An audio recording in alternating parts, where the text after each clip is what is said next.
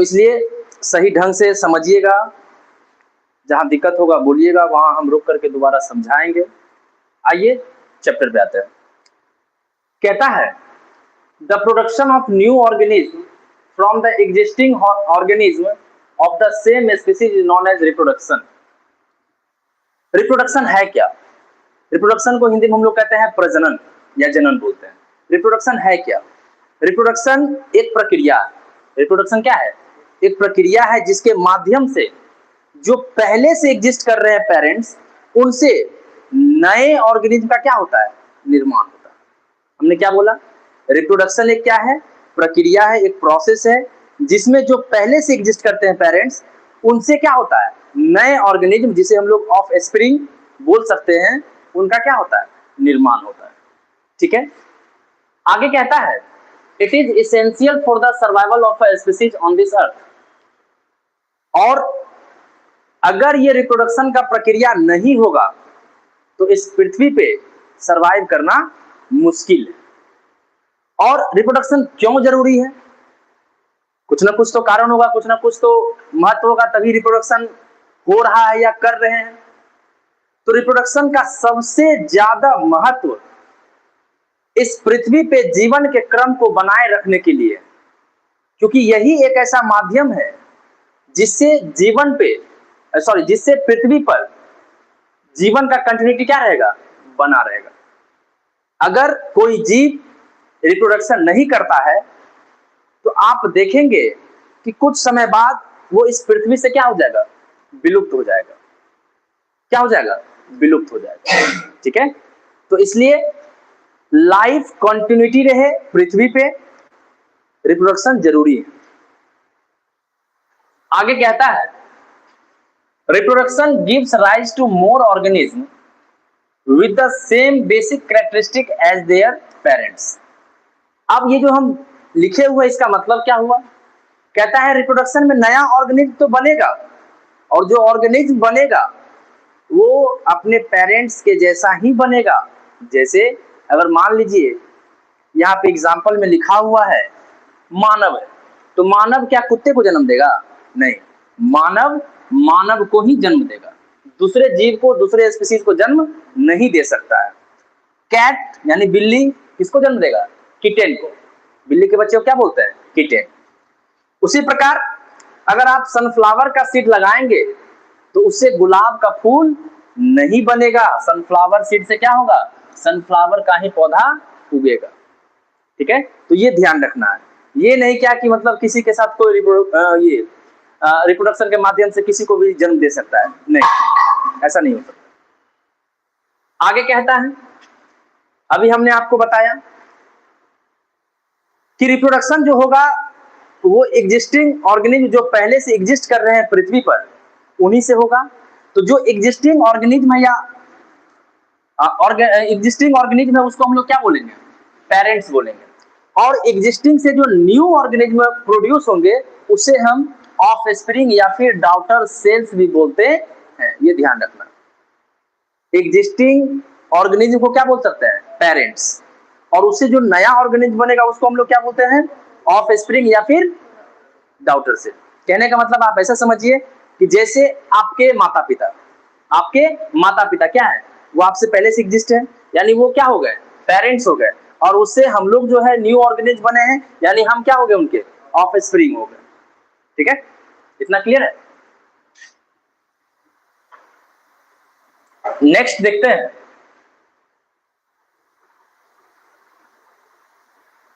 अब आगे कहता है कि यह जो रिप्रोडक्शन है, यह जो प्रजनन का क्रिया है, ये कितने तरीके से हो सकता है? तो प्रजनन का क्रिया दो तरीके से हो सकता है। एक असेक्सुअल रिप्रोडक्शन और दूसरा सेक्सुअल रिप्रोडक्शन। तो बारी बारी से हम लोग दोनों को पढ़ेंगे। असेक्सुअल रिप्रोडक्शन क्या होता है और सेक्सुअल रिप्रोडक्शन क्या होता है। असेक्सुअल रिप्रोडक्शन जब आप देखेंगे इसमें लिखा हुआ है ए, यानी असेक्सुअल रिप्रोडक्शन वैसे रिप्रोडक्शन को कहेंगे जिसमें एक पेरेंट्स का आवश्यकताएं होंगी। ठीक है, इसमें कितने पेरेंट्स का जरूरत है? एक। ठीक है, देखते हैं क्या लिखा हुआ। कहता है the production of a new organism from a single parent, जो बात हमने बोला वही चीज लिखा हुआ है कि इसमें जो नए ऑर्गेनिज्म का प्रोडक्शन होगा या प्रोड्यूस होगा वो किससे होगा, सिंगल पेरेंट से होगा। किससे होगा, सिंगल पेरेंट से होगा। ठीक है, इसमें सेक्स सेल इन्वॉल्व नहीं होते। सेक्स सेल्स कहने का मतलब हुआ कि मेल या फीमेल का जो गैमिट है, ठीक है, मेल या फीमेल का जो गैमिट है इसका इसमें कोई योगदान नहीं। ठीक है, तो असेक्सुअल में सिंगल पेरेंट्स की आवश्यकता है, इसमें सेक्स सेल्स यानी गैमेट्स का आवश्यकता है नहीं। अब असेक्सुअल रिप्रोडक्शन जो है किन किन जीवों में होता है, तो यहाँ पे कुछ हम एग्जाम्पल लिखे हुए हैं, जैसे binary fission in amoeba. Amoeba एक यूनिसेलुलर ऑर्गेनिज्म है जिसमें बाइनरी फिजन होता है, और बाइनरी फिजन जो है ये किसका रूप है, असेक्सुअल रिप्रोडक्शन का। दूसरा, budding in Hydra, spore formation in Rhizopus fungus, regeneration in Planaria, fragmentation in Spirogyra और vegetative propagation in flowering plants. ये तमाम जो लिखे हुए हैं उदाहरण, ये सभी के सभी में कैसे रिप्रोडक्शन होते हैं, असेक्सुअल रिप्रोडक्शन। यानी ये भी प्रोड्यूस कर सकता है लेकिन इन्हें गैमेट्स की आवश्यकता है नहीं है। ठीक है, इसमें सिंगल पेरेंट्स काफी है। तो बारी बारी से हम लोग बाइनरी फिजन इन अमीबा देखेंगे, बडिंग इन हाइड्रा देखेंगे, स्पोर फॉर्मेशन इन राइजोपस देखेंगे, रीजनरेशन इन प्लेनेरिया देखेंगे, फ्रेगमेंटेशन इन स्पाइरोगैरा देखेंगे और vegetative propagation in flowering plants देखेंगे। साथ ही थोड़ा सा डिफिनेशन हम लोग देख लेते हैं सेक्सुअल रिप्रोडक्शन का। जहां सेक्सुअल शब्द का यूज होगा आप समझ जाइएगा यहाँ पे सिंगल पेरेंट से काम नहीं चलेगा। यहाँ पे कितने पेरेंट्स होने चाहिए, दो। एक कौन होंगे, मेल जिसे आप नर कह सकते हैं, और एक क्या होंगे, फीमेल जिसे आप मादा कह सकते हैं। यानी सेक्सुअल रिप्रोडक्शन में दो पेरेंट्स का आवश्यकताएं हैं, एक मेल और एक फीमेल। यहाँ सिंगल पेरेंट से काम नहीं चलेगा। अगर किसी लड़के को कह दिया जाए कि आप ऐसे अकेले जो है कोई बच्चे को जन्म दीजिए, संभव है? या किसी महिला को कह दिया जाए कि आप अकेले ये बिना स्पर्म का जो है आप बच्चे को जन्म दीजिए, ऐसा संभव है? नहीं, ऐसा हो ही नहीं सकता। तो सेक्सुअल रिप्रोडक्शन में हमेशा दो पेरेंट्स का जरूरत पड़ेगा। वही लिखा भी होगा, the production of a new organism from two parents by making use of their sexes. अंतर यही है, इसमें सिंगल पेरेंट्स, इसमें डबल पेरेंट्स चाहिए, और साथ ही इसमें सेक्स सेल्स का जरूरत नहीं है, इसमें सेक्स सेल्स का जरूरत है। ठीक है, जैसे अब सेक्सुअल रिप्रोडक्शन किसमें होता है, जैसे हम लोग हैं मानव, frog, hens, dogs, cow, horse, deer, rabbits, lions, tiger and etcetera, बहुत सारे जीव। ठीक है, तो ये सब सेक्सुअल और असेक्सुअल का डिफिनेशन था और उदाहरण दिया हुआ था। बाकी हम लोग अभी जो है इस सेशन में एसेक्सुअल रिप्रोडक्शन को डिटेल में पढ़ने का कोशिश करेंगे। ठीक है, आइए एसेक्सुअल रिप्रोडक्शन में। एसेक्सुअल रिप्रोडक्शन में आपने पहले देखा binary fission in amoeba, binary fission in amoeba. तो सर्वप्रथम आप समझिए कि फिजन का मतलब क्या होता है। फिजन का मतलब होता है स्प्लिटिंग। फिजन का मतलब क्या होता है, स्प्लिटिंग यानी कि टूटना। फिजन का मतलब क्या होता है, स्प्लिटिंग मतलब कि टूटना, यानी एक टूट करके क्या करेगा, दो या दो से अधिक जीवों का निर्माण करेगा, दो या दो से अधिक जीवों का निर्माण करेगा। फिजन दो प्रकार के होते हैं।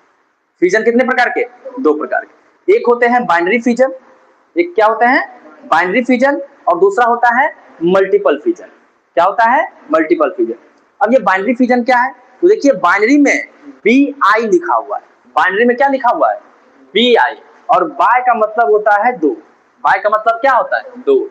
यानी बाइनरी फिजन एक ऐसा प्रक्रिया है असेक्सुअल रिप्रोडक्शन का जिसमें जो टूट करके बनेगा उसका संख्या कितना होगा, दो। जो भी ऑर्गेनिज्म टूटेगा उसका संख्या कितना होगा, दो। जस्ट इसके विपरीत में मल्टीपल फिजन में क्या होगा, इसमें दो से क्या होंगे, अधिक रूप में क्या होगा, टूटेगा, दो या दो से अधिक संख्या में टूटेगा। तो बस इतना ही अंतर है, आपको ये समझना है फिजन के बारे में। फिजन का मतलब क्या होता है, स्प्लिटिंग, टूटना। ये यूनिसेलुलर ऑर्गेनिज्म यानी कि जो सिंगल सेल ऑर्गेनिज्म है, जो एक कोशिकीय जीव है, उसमें ये चीज देखने के लिए मिलता है। और फिजन दो प्रकार के होते हैं, एक बाइनरी फिजन और एक मल्टीपल फिजन। बाइनरी फिजन का मतलब हमने समझाया जिसमें जो ऑर्गेनिज्म है कितने भाग में टूटेगा, दो भाग में, जबकि मल्टीपल में दो से अधिक भागों में टूटेगा।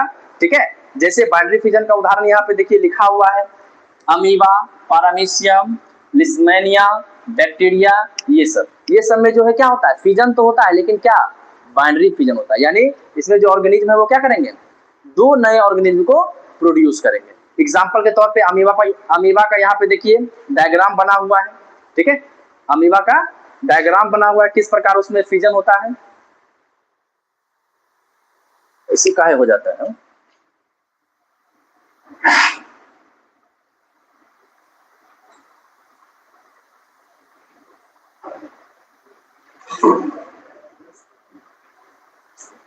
चलिए देखिए, यहाँ पे हम एक अमीबा का डायग्राम बनाए हैं, और ध्यान रखिएगा अमीबा जो है इरेगुलर इन शेप होता है, उसका कोई शेप नहीं होता है, वो किसी भी आकार का हो सकता है, और ये यूनिसेलुलर ऑर्गेनिज्म है। तो यहाँ पे अमीबा है, ये जो गोल गोल आप बीच में देख रहे हैं ये न्यूक्लियस है, और इसके चारों ओर जो डॉट डॉट लाइक स्ट्रक्चर दिख रहा है ये इसका साइटोप्लाज्म है, और ये पूरे तरीके से परिपक्व अमीबा है। सबसे पहले क्या होता है, जब ये पूरी तरीके से अमीबा मैच्योर हो जाता है, जब अमीबा क्या हो जाता है, मैच्योर हो जाता है, तो अमीबा के बीच में देखिए न्यूक्लियस है, न्यूक्लियस का जो लेंथ है वो क्या होने लगता है, बढ़ने लगता है। क्या होने लगता है, बढ़ने लगता है। देखिए नेक्स्ट प्रोसेस में लिखा हुआ है ना, न्यूक्लियस लेंथेन्स, यानी कि न्यूक्लियस का जो अमीबा का जो न्यूक्लियस है उसका लेंथ क्या होने लगा है, बढ़ने लगा है। फिर नेक्स्ट में आप देखेंगे कि न्यूक्लियस टूट करके दो अलग अलग वर्गों में बट गया है, लेकिन अभी साइटोप्लाज्म डिवाइड नहीं हुआ है। फिर नेक्स्ट प्रक्रिया में आप देखेंगे कि न्यूक्लियस तो पहले से डिवाइड हो गया था, इस बार अब क्या हो रहा है, साइटोप्लाज्म भी क्या हो रहा है, सेपरेट हो रहा है, और यहां पे देखेंगे कि एक अलग और इधर दूसरा अलग अमीबा बन करके तैयार है। तो यहाँ पे जो मेन है, जो फुल्ली ग्रोन अमीबा है, ये क्या हो जाएगा, पेरेंट सेल हो जाएगा। क्या हो जाएगा, पेरेंट सेल। और यहाँ पे ये सब प्रक्रिया होकर के जो दो रूप में टूटा है, दो नया जो अमीबा बना है, ये क्या हो जाएगा, डॉटर सेल। ये कौन हो जाएगा, डॉटर सेल। यही तो हम समझा रहे हैं कि बाइनरी फिजन में क्या होगा, दो नए ऑर्गेनिज्म का निर्माण होगा, दो नए ऑर्गेनिज्म का निर्माण होगा। ठीक है, तो किस प्रकार हुआ ये आप देख लीजिए। आइए नेक्स्ट, अगला है पारामीशियम। पारामीशियम में भी आपको बाइनरी फिजन ही देखने के लिए मिलता है। यह भी एक यूनिसेलुलर और एनिमल है। ठीक है, जिसमें छोटे छोटे जो है धागानुमा संरचना होता है, जिसे हम लोग सीलिया कहते हैं। क्या कहते हैं, सीलिया। कुछ इस प्रकार का स्ट्रक्चर होता है, और इस पे जो है धागानुमा संरचना होता है इस प्रकार। ये जो शॉर्ट थ्रेड लाइक स्ट्रक्चर देख रहे हैं, इसी को हम लोग क्या बोलते हैं, सीलिया बोलते हैं। क्या बोलते हैं, सीलिया। यानी कि ये पूरे पारामीशियम के सरफेस में होता है, वही लिखा हुआ। अब ये भी क्या करता है, जब पूरे तरीके से पारामीशियम मैच्योर हो जाता है, पूरे तरीके से अच्छे तरीके से ग्रो कर जाता है, तो उसका जो बॉडी है वो क्या होता है, दो भागों में टूट जाता है। और दो भागों में टूटने को ही हम लोग क्या बोलते हैं, बाइनरी फिजन बोलते हैं। क्या बोलते हैं, बाइनरी फिजन बोलते हैं। तीसरा लिस्मेनिया। क्या है, लिस्मेनिया। लिस्मेनिया भी एक यूनिसेलुलर एनिमल है। ये भी क्या है, एक यूनिसेलुलर एनिमल है। यूनिसेलुलर तो समझ रहे हैं ना, एक कोश के जीव, यानी कि जो किससे बना हुआ है, सिर्फ और सिर्फ एक सेल से बना हुआ है, एकदम सिंगल सेल। ठीक है, कहता है it is a parasite which causes the disease known as kala azar और ब्लैक फीवर। लिस्मेनिया जो है, लिस्मेनिया एक पैरासाइट है। क्या है, पैरासाइट है, परजीवी है, जो दूसरे के बॉडी में रह कर करके उससे अपना भोजन प्राप्त करता है। और इससे जो है एक डिजीज भी होता है, जिसको हम लोग क्या बोलते हैं, काला जार या फिर ब्लैक फीवर बोलते हैं। क्या बोलते हैं, काला जार या फिर ब्लैक फीवर।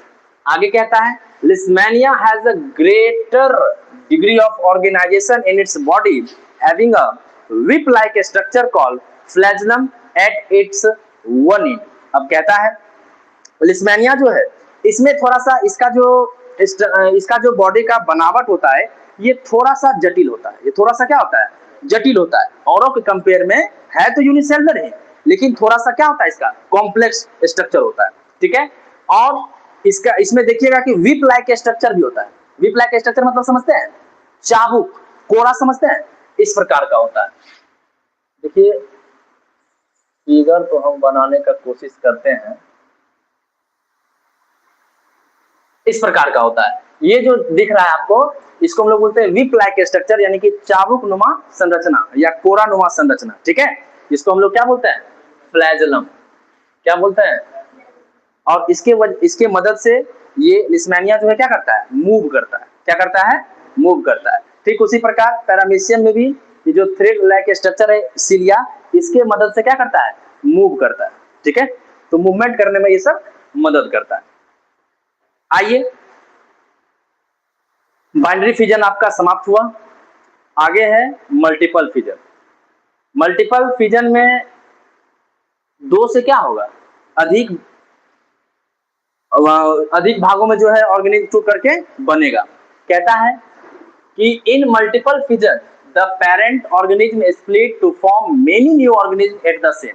कहता है मल्टीपल फिजन में क्या होगा, जो पेरेंट ऑर्गेनिज्म होंगे, जो पेरेंट ऑर्गेनिज्म होंगे वो टूट करके दो नहीं, दो से अधिक संख्या में जो है क्या करेंगे, जीवों का संरचना करेंगे या बनाएंगे। एग्जाम्पल में प्लाज्मोडियम, एग्जाम्पल में प्लाज्मोडियम, एक बार प्लाज्मोडियम परिपक्व हो जाता है, एक बार जब प्लाज्मोडियम परिपक्व हो जाता है यानी कि मैच्योर हो जाता है, फुल्ली ग्रो हो जाता है, तो जब प्लाज्मोडियम फटता है तो उसके अंदर से समझिए कि लगभग एक बार में एक प्लाज्मोडियम से 1000 डॉटर सेल क्या होते हैं, प्रोड्यूस होते हैं। तो बताइए इसको हम लोग बाइनरी फिजन कह सकते हैं क्या, नहीं। यहाँ पे कितना संख्या है, 1000, दो से अधिक है। तो प्लाज्मोडियम जो है मल्टीपल फिजन का एक बेहतरीन उदाहरण है। और प्लाज्मोडियम के ही कारण जो है मलेरिया नामक बीमारी होता है, ठीक है। मलेरिया बीमारी जो है एक जीव से दूसरे जीव में फैलाने का काम कौन करता है, फीमेल एनोफिलीज। कौन करता है, फीमेल एनोफिलीज, ठीक है, ये ध्यान रखना। आगे आइए, तो बाइनरी फिजन इन अमीबा ये सब समाप्त हो गया। दूसरा आइए बडिंग।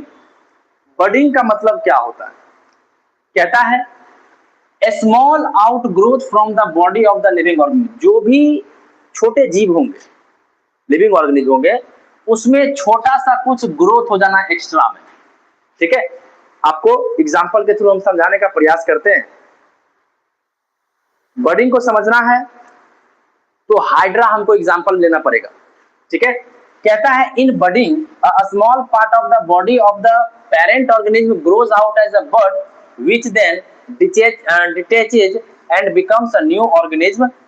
एग्जांपल में हाइड्रा और ईस्ट है। सबसे पहले आप देखिए यह पहला स्टेप में क्या है, ये एक जीव है, इसका नाम क्या है, हाइड्रा। क्या नाम है, हाइड्रा, ठीक है। ये पेरेंट हाइड्रा है। और इधर जो ये थ्रेड लाइक स्ट्रक्चर दिख रहे हैं, इसको हम लोग बोलते हैं टेंटेकल्स। क्या कहते हैं, टेंटेकल्स। अब देखिए इसमें कुछ अलग तो नहीं है, लेकिन जैसे ही इसे आप सेकेंड स्टेप में जाइएगा तो आप देखिए यहाँ पे क्या निकला है, इसी के बॉडी से, पेरेंट के ही बॉडी से क्या निकला है, कुछ एक्स्ट्रा ग्रोथ हुआ है, कुछ एक्स्ट्रा ग्रोथ हुआ है। वही तो हम कह रहे हैं स्मॉल आउट ग्रोथ, यानी जो पेरेंट जीव है उसी में क्या होगा, थोड़ा सा ग्रोथ होगा। और ये धीरे धीरे धीरे धीरे क्या हो रहा है, बढ़ रहा है। ये धीरे धीरे क्या हो रहा है, बढ़ रहा है। और एक समय ऐसा आएगा ये खुद इतना मैच्योर हो जाएगा कि जो पेरेंट बर्ड है उससे क्या हो जाएगा, सॉरी पेरेंट हाइड्रा है उससे क्या हो जाएगा, अलग हो जाएगा। आप इस कंडीशन में देखिए ये सेपरेट हो गया और ये सेपरेट हो गया। तो ये जो अलग सेपरेट हुआ है बर्ड से, इसको हम लोग बोलेंगे न्यू हाइड्रा सेपरेट। यानी कि था पेरेंट हाइड्रा, यहां से धीरे धीरे क्या निकला, बर्ड निकला। फिर इसके बाद जो है बर्ड क्या हुआ, मेच्योर हो रहा है, बढ़ रहा है। और एक समय ऐसा आया कि जो पेरेंट बॉडी था उससे क्या हो गया, ये सेपरेट हो गया, ठीक है। इसको हम लोग बोलेंगे बडिंग इन हाइड्रा। मतलब हाइड्रा में जो है बडिंग के माध्यम से रिप्रोडक्शन होता है।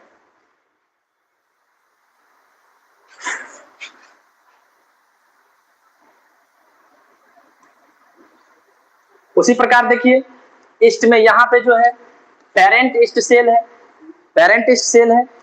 और यहां से ये इसका न्यूक्लियस वगैरह सब क्या हो रहा है, सेपरेट हो रहा है, ठीक है।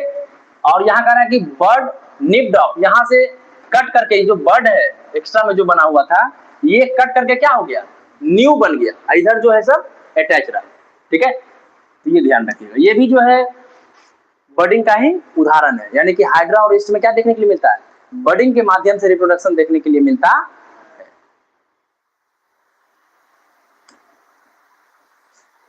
तीसरा है स्पोर फॉर्मेशन।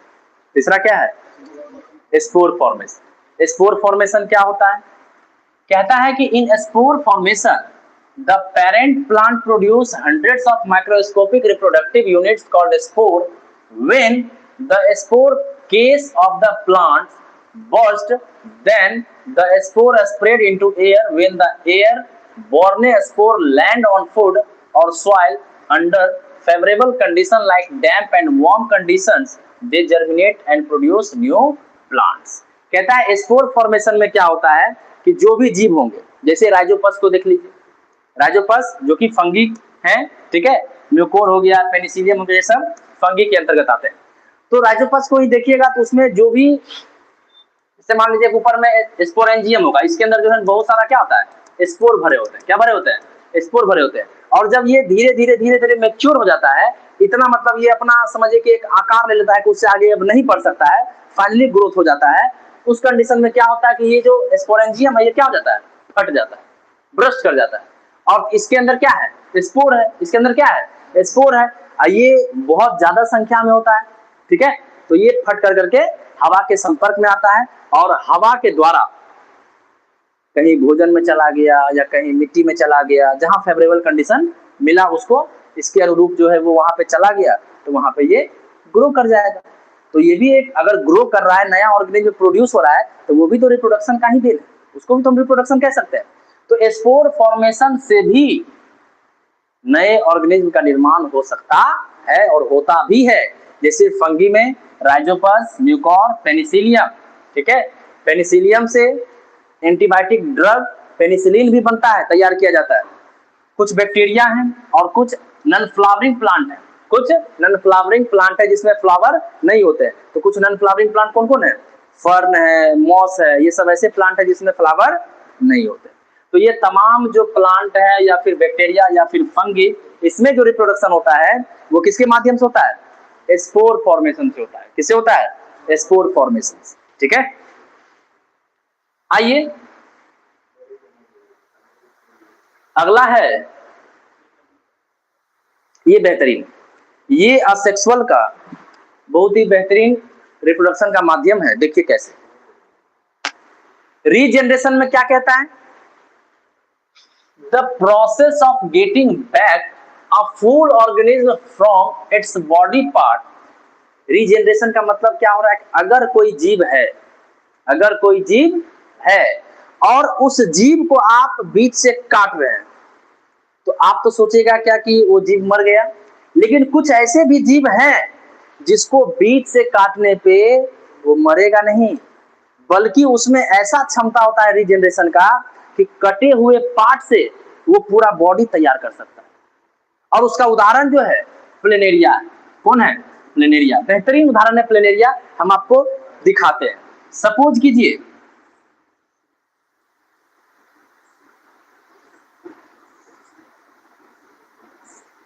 ये एक जीव है प्लेनेरिया, क्या है, प्लेनेरिया। ये प्लेनेरिया का हेड है, ये प्लेनेरिया का क्या है, हेड है। और ये क्या है, बॉडी, ये क्या है, बॉडी। और ये क्या है, टेल, क्या है, टेल। तो यह एक प्लेनेरिया है और इस प्लेनेरिया को आप मैक्सिमम कहां से काट सकते हैं, या तो आप गर्दन इसका काट दीजिए, या तो आप इसका क्या कर दीजिए, टेल काट करके नीचे हटा दीजिए, या फिर इसके बॉडी को काट दीजिए, ठीक है। तो आप बताइए, प्लेनेरिया को आपने क्या किया, 3 भाग में काट दिया, तो आपको क्या लगता है कि ये मर जाएगा, नहीं। इसमें ऐसा गुण है कि गर्दन काट दिए ना, गर्दन काट दिए, इधर क्या है, बॉडी काट करके रख दिए हैं, और इधर क्या है, पूंछ काट करके रख दिए, 3 पार्ट में काट दिए ना। तो इस प्लेनेरिया में रीजनरेशन का ऐसा क्षमता है, ये देखिए गर्दन कटा हुआ है, इससे ये अपना बॉडी भी बनाएगा, इससे अपना पूंछ भी बनाएगा। दूसरे में बॉडी कटा हुआ है, तो इससे ये अपना गर्दन भी बनाएगा और इससे ये अपना पूंछ भी बनाएगा। पूंछ कटा हुआ है तो इससे अपना सर्वप्रथम ये बॉडी बनाएगा और फिर उसके बाद क्या करेगा, हेड भी बनाएगा। ठीक है, तो मतलब मारे आप एक को और प्रोड्यूस कितना हो गया, 3। तो बताइए ये सब ऐसा जीव है, क्या ये सबको पृथ्वी पर से खत्म करना संभव है? आप जितना मारिएगा ये उतना कई गुना और बढ़ेगा। नहीं होगा, नहीं होगा। इसमें रीजनरेशन का क्षमता, और इसके साथ ही इसका रीजनरेशन का और बेहतरीन हम उदाहरण आपको देते हैं। छिपकली तो जानबे नहीं करते हैं जी। देखिएगा जब छिपकली डर जाती है, ठीक है, तो वो क्या करेगा, अपने तेल को जो है सिकुड़ाने का प्रयास करता है, और वो तेल को अपने आप अपने बॉडी से क्या कर देता है, अलग कर देता है, और कुछ समय तक जो है थोड़ा बहुत हिलते डुलते रहता है, ठीक है। तब तक में आप इधर उधर देखिएगा कि पूछ कट गया, टूट गया, तब तक वो पा, क्योंकि बहुत तेज जीव है, क्योंकि उसको पता है कि हमारे शरीर में क्या हो सकता है, रीजनरेशन हो सकता है, ठीक है। उसका पूछ जो है, उसका टेल जो है वो फिर से आ जाएगा। आप कहिएगा कि बाप रे बाप मर गया छिपकली हमसे, नहीं, वो तेज है, वो पढ़ा लिखा जीव है, समझे। इसके अलावा भी एक इंटरेस्टिंग बात आपको बताते हैं। हमारे शरीर में भी एकमात्र ऑर्गन है जिसमें रीजनरेशन देखने के लिए मिलता है, और उस ऑर्गन का नाम है लीवर। क्या नाम है, लीवर। लीवर एक ऑर्गन है जिसमें रीजनरेशन का गुण होता है।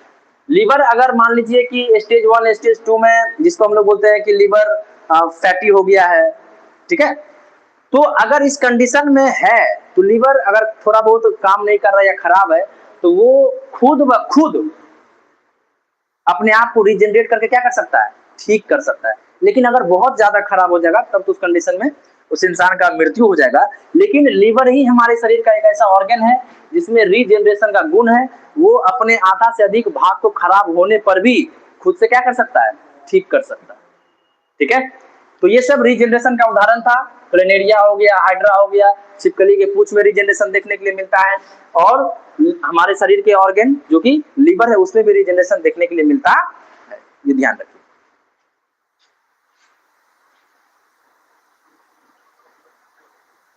अब देखिए, कहता है regeneration occurs by the process of growth and development. Regeneration कैसे हो सकता है, रीजनरेशन कैसे हो सकता है? तो दो ही रीजन हो सकते हैं, या तो उस ऑर्गेनिज्म में क्या हो रहा होगा, ग्रोथ हो रहा होगा, या तो फिर क्या हो रहा होगा, डेवलपमेंट हो रहा होगा। यानी कि ग्रोथ और डेवलपमेंट के माध्यम से ही जो जीव में रीजनरेशन होता है वो रीजनरेशन कर पाता है। अब आगे देखिए, क्वेश्चन है, बहुत इंटरेस्टिंग क्वेश्चन है। क्वेश्चन कहता है कि why the complex multicellular organism like mammals can not give rise to complete individuals from their cut body parts through the process of regeneration. कहता है रीजनरेशन में भी हमने क्या पढ़ा कि कटे हुए पार्ट से क्या कर रहा है, नए ऑर्गेनिज्म को बना दे रहा है, पूरे बॉडी को ही बना दे रहा है। तो क्या जो कॉम्प्लेक्स मल्टीसेलुलर ऑर्गेनिज्म, जो क्या है, कॉम्प्लेक्स मल्टीसेलुलर ऑर्गेनिज्म है। कॉम्प्लेक्स मल्टीसेलुलर ऑर्गेनिज्म कहने का मतलब क्या हुआ, इसमें लेवल ऑफ ऑर्गेनाइजेशन ज्यादा होगा। जैसे सेल से क्या बनेगा, टिश्यू, टिश्यू से क्या बनेगा, ऑर्गन, ऑर्गन से क्या बनेगा, ऑर्गन सिस्टम, और ऑर्गन सिस्टम से क्या बन जाएगा, एक ऑर्गेनिज्म। तो अगर ये तमाम चीज देखने के लिए अगर किसी जीव में मिलता है, तो वो जो ऑर्गेनिज्म है वो कैसा है, कॉम्प्लेक्स, ठीक है, मल्टीसेलुलर ऑर्गेनिज्म। तो कहता है कि ये जो रीजनरेशन है, ये कॉम्प्लेक्स मल्टीसेलुलर ऑर्गेनिज्म जैसे कि मैमल हो गए, स्तनधारी जीव हो गए, क्या इसमें ऐसा नहीं हो सकता? जी नहीं हो सकता, क्योंकि इसमें लेवल ऑफ ऑर्गेनाइजेशन क्या है, कॉम्प्लेक्स है, ज्यादा है। और ये सब जो प्लेनेरिया वगैरह सब जो देख रहे हैं, इस सब में लेवल ऑफ ऑर्गेनाइजेशन ज्यादा नहीं है, ये सेल से टिश्यू तक में सिमट जाता है, उसमें ऑर्गन फॉर्गन ऑर्गेनिज्म ऑर्गन सिस्टम कुछ नहीं। तो ये संभव नहीं है। नहीं तो पता चलता क्या कि हम अपना हाथ काट देते हैं, काट देते हैं हाथ, तो हाथी से क्या हो जाता है, पूरा बॉडी बन जाता है, समझ गया। ऐसा संभव नहीं है। कॉम्प्लेक्स मल्टीसेलुलर ऑर्गेनिज्म में रीजनरेशन संभव नहीं है, क्योंकि इसमें लेवल ऑफ ऑर्गेनाइजेशन क्या है, बहुत ही ज्यादा। सेल से टिश्यू बनेगा, टिश्यू से ऑर्गन बनेगा, ऑर्गन से ऑर्गन सिस्टम बनेगा, ऑर्गन सिस्टम से तब जाकर के एक ऑर्गेनिज्म बनेगा। ठीक है, तो ये संभव नहीं है, ये ध्यान रखिएगा।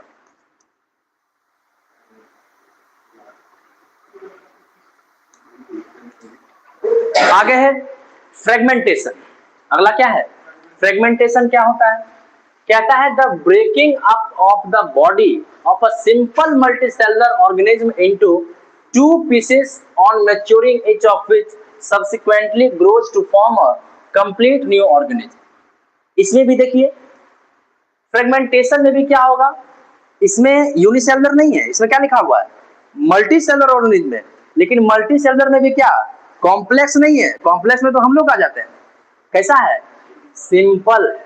इस बात पे गौर कीजिए, जो भी सिंपल मल्टी सेलुलर ऑर्गेनिज्म होंगे उसी में फ्रेगमेंटेशन आपको देखने के लिए मिलेगा। यानी वो स्प्लिट होकर के दो भाग में टूट जाएंगे तो उससे वो क्या करेगा? नया ऑर्गेनिज्म बना सकता है। इसका भी बेहतरीन उदाहरण है स्पायरोगायरा। क्या नाम है? स्पायरोगायरा। ठीक है, स्पायरोगायरा हो गया जो कि एक प्लांट है। सी एनेमोन्स हो गया जो कि एक मरीन एनिमल्स है। ये दोनों ऐसे जीव हैं जिसमें आपको फ्रेगमेंटेशन देखने के लिए मिलता है। स्पायरोगायरा कुछ इस प्रकार का होता है, देखिए दिखाते हैं।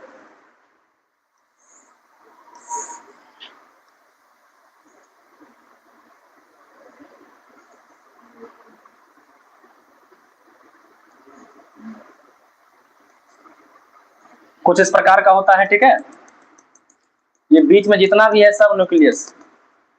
तो अगर इसको आप बीच से काट दीजिएगा, ठीक है, ये फिर से क्या करेगा? नए ऑर्गेनिज्म को बना देगा।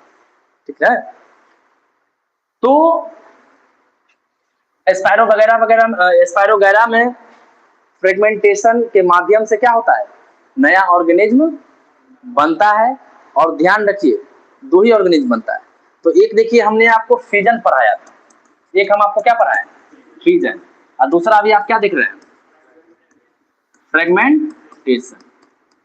दोनों में बाइनरी फिजन में भी दो बन रहा था नया जीव, और इसमें भी कितना जीव बन रहा है? दो ही बन रहा है। तो दोनों में अंतर क्या है? दोनों में फिर भी अंतर है। अंतर यह है कि ये जो बाइनरी फिजन हो रहा था ये हो रहा था यूनिसेलुलर। ये किसमें हो रहा था? यूनिसेलुलर ऑर्गेनिज्म में हो रहा था। जबकि अभी हमने आपको फ्रेगमेंटेशन पढ़ाया है वो कहाँ हो रहा है? Multi cellular organism. यही एक अंतर है। ठीक है, तो आज की क्लास को यहीं रोकते हैं और इसके आगे जो है वेजिटेटिव प्रोपगेशन बचा हुआ है। वेजिटेटिव प्रोपगेशन के अंतर्गत जो है हम लोग ग्राफ्टिंग, कटिंग ये सब को देखेंगे। और उसके बाद जो टॉपिक होगा वो हमारा होगा सेक्सुअल रिप्रोडक्शन। सेक्सुअल रिप्रोडक्शन में भी हम लोग पहले sexual reproduction in flowering plants पढ़ेंगे और उसके बाद ही हम लोग कहाँ आएंगे? सेक्सुअल रिप्रोडक्शन इन एनिमल्स में, यानी कि ह्यूमन में खास करके हम लोग को इसमें पढ़ना। तो मैक्सिमम हमको लगता है इसमें भी अच्छे तरीके से पढ़ने पे, नोट्स लिखवाते हुए, समझाते हुए, सब कुछ करते हुए जो है लगभग 5 क्लास इसमें भी लग ही जाएगा। ठीक है, तो आज के लिए इतना ही। धन्यवाद सभी को। शुभ रात्रि।